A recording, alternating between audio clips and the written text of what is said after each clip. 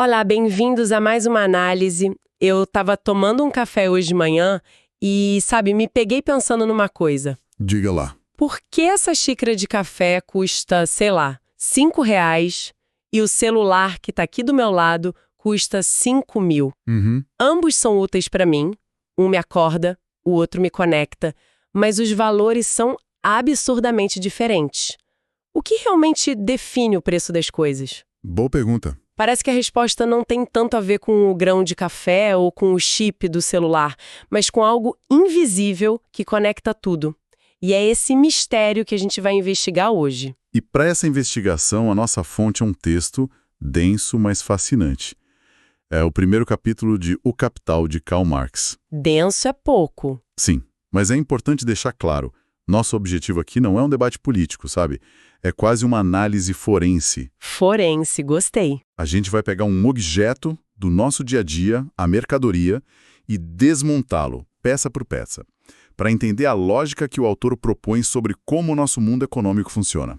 É como abrir o capô de um carro para ver o motor. Exatamente. E o ponto de partida é genial na sua simplicidade. O texto diz algo como: a riqueza nas nossas sociedades é uma enorme coleção de mercadorias. Isso. Então, se a gente quiser entender a riqueza, o sistema todo, não adianta olhar para o monte. A gente precisa pegar uma única mercadoria, uma só, e colocar sobre o microscópio. É o que faremos. Então vamos começar pelo óbvio. Uma mercadoria é, antes de tudo, algo útil. Um casaco aquece, um pão alimenta. O texto chama isso de valor de uso. Certo.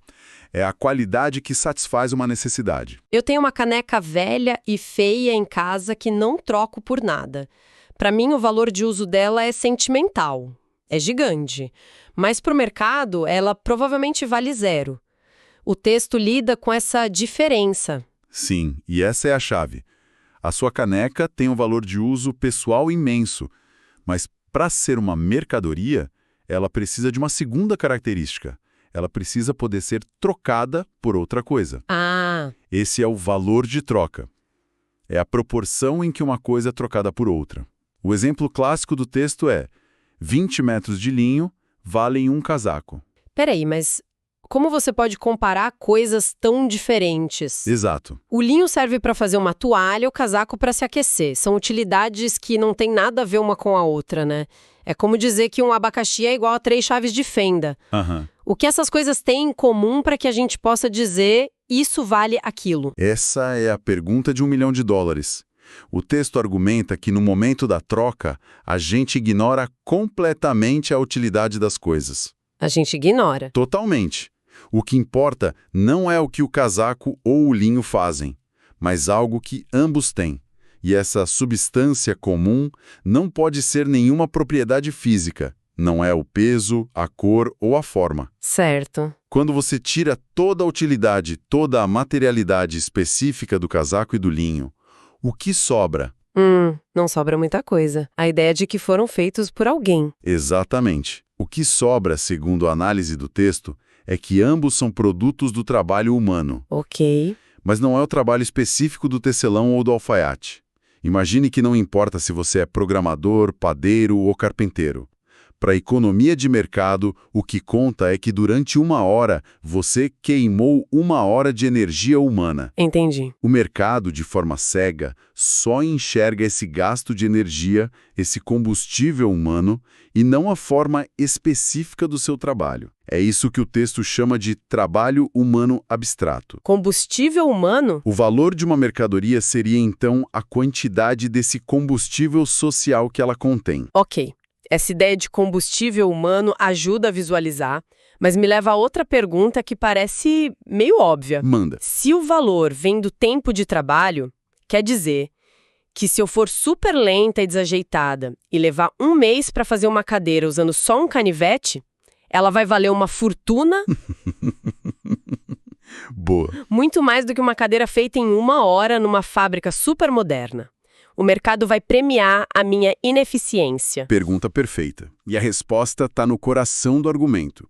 Não. Não. O valor não vem do seu tempo de trabalho individual, mas do que o texto chama de tempo de trabalho socialmente necessário. Socialmente necessário. É o tempo médio que a sociedade, usando a tecnologia, as habilidades e a intensidade normais daquela época, leva para produzir algo. Ah, então o mercado não se importa com o meu esforço hercúleo com o canivete. Ele olha e diz, legal seu esforço, amiga, mas a média da sociedade faz essa cadeira em 1 hora. Então sua cadeira vale 1 hora de trabalho, não um mês. É isso? Precisamente.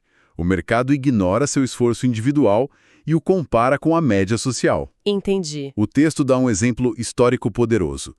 Quando o tear a vapor foi introduzido na Inglaterra, o tempo para fazer tecido caiu pela metade. Certo. O artesão que ainda usava o tear manual continuava levando o mesmo tempo de antes, mas o valor do produto dele despencou. Nossa. O coitado suava as mesmas horas, mas o produto dele agora só valia metade, porque ele estava competindo com a média da sociedade, que se tornou muito mais produtiva. Nossa, então o valor de tudo está sempre mudando, como uma bolsa de valores invisível do tempo.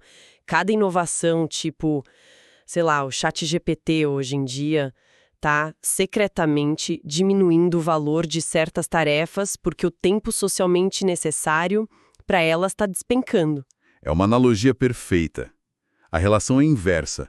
Quanto maior a produtividade, menor o tempo de trabalho necessário e, portanto, menor o valor da mercadoria individual. Faz todo sentido. O texto usa o exemplo dos diamantes.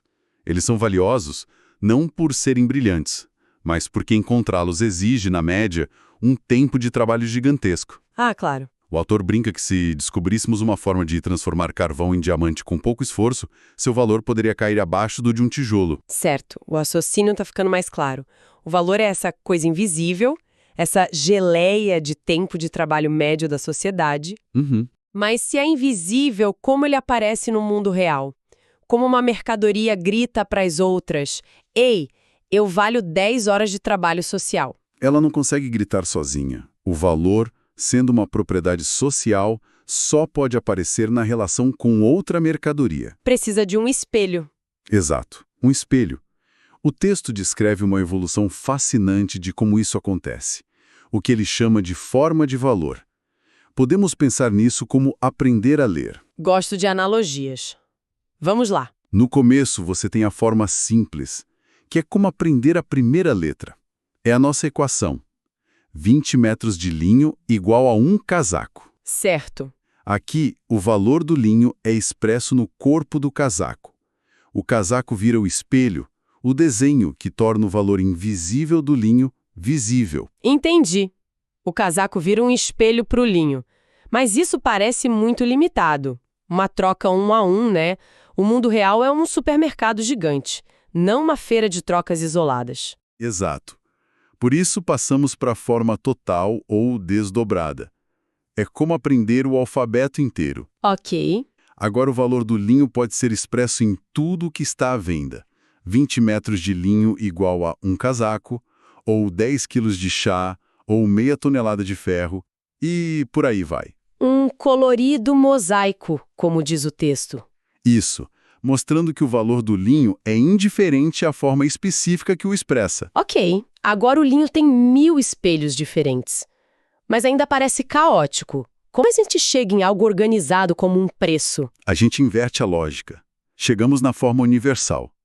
Em vez de uma mercadoria se espelhar em todas as outras, a sociedade gradualmente elege uma mercadoria para servir de espelho para todas as outras. Ah, É como se, no nosso alfabeto, a letra A se tornasse a referência e o valor de todas as outras letras fosse medido em relação a ela. Historicamente, vários bens ocuparam esse lugar, como o gado ou o sal. e eu imagino que o passo final é quando esse espelho universal se torna algo que todo mundo aceita, o dinheiro. Bingo! Esse é o último estágio, a forma dinheiro. Com o tempo, uma mercadoria específica, por suas propriedades, durabilidade, divisibilidade, conquista o monopólio de ser esse espelho universal, o ouro. O ouro. E o texto argumenta que a dificuldade que a gente tem em entender o que é o dinheiro é porque não vemos toda essa história social por trás dele. O preço, a expressão do valor em dinheiro, o casaco custa R$50, é só a forma final e polida de toda essa evolução complexa. Então o dinheiro e o preço escondem toda essa história de trabalho, de tempo social médio. É daí que vem a famosa e um pouco assustadora ideia do fetichismo da mercadoria. O que é esse feitiço? O fetichismo, segundo o texto, surge porque, na nossa economia, os produtores trabalham de forma privada, isolada.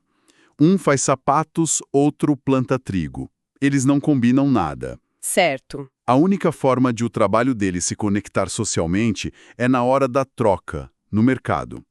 E o resultado disso é que a relação social entre as pessoas assume, nas palavras do texto, a forma fantasmagórica de uma relação entre coisas. O que isso quer dizer na prática? Parece que as coisas ganham vida própria.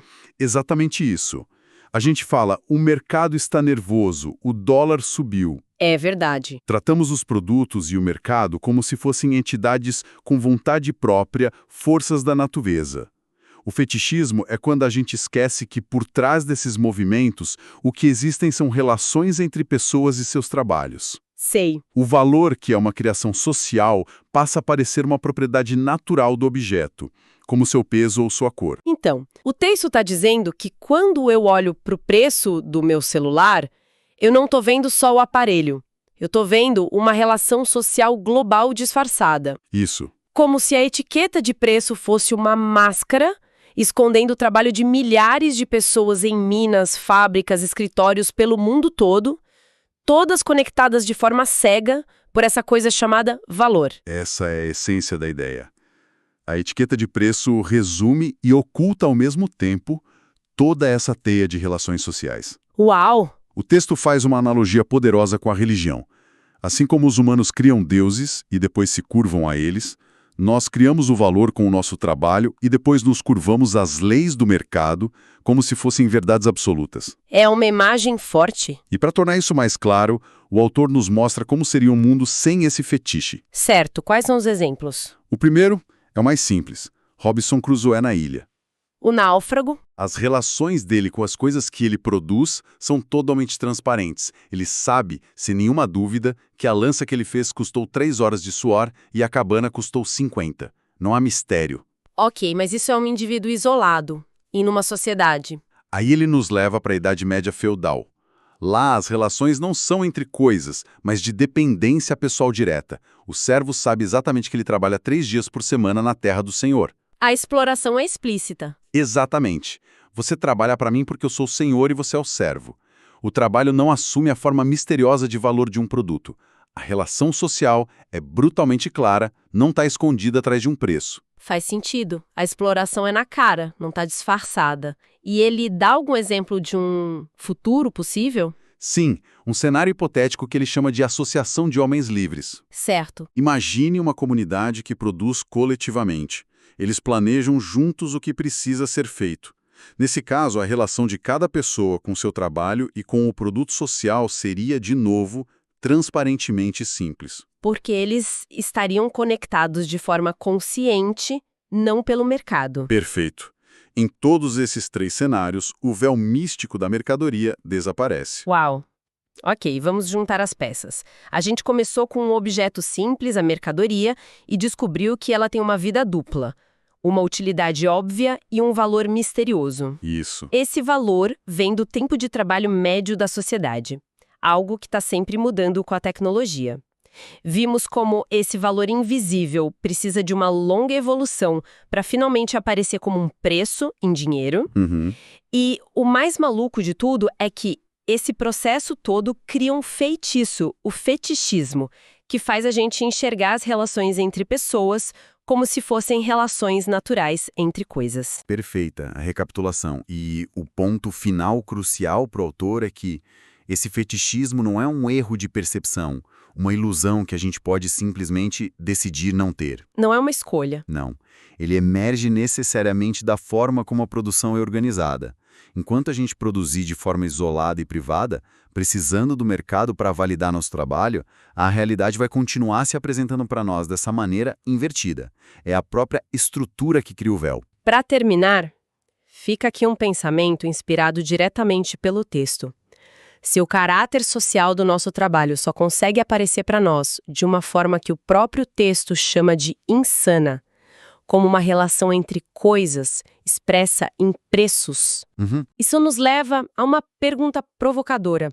Se a gente pudesse redesenhar tudo, como seria uma forma de trabalhar e viver onde o valor do nosso esforço fosse reconhecido diretamente pelas pessoas que ajudamos, sem a necessidade de um preço como intermediário e sem esse véu místico?